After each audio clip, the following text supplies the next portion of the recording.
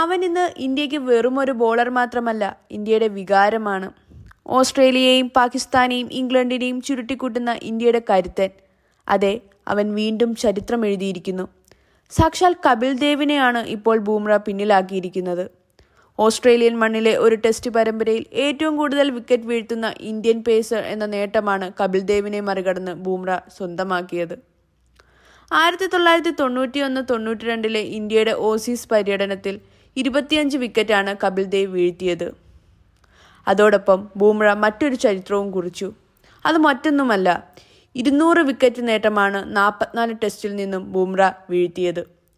എല്ലാ കാലത്തും സ്പിന്നർമാരുടെ ആധിപത്യമായിരുന്നു ഇന്ത്യൻ ടീമിൽ ഉണ്ടായിരുന്നത്. എന്നാൽ ബൂമ്ര എന്ന ലോകോത്തര ബോളർ ഇന്ത്യയുടെ മുഖച്ഛായ തന്നെ മാറ്റിയിരിക്കുകയാണ്.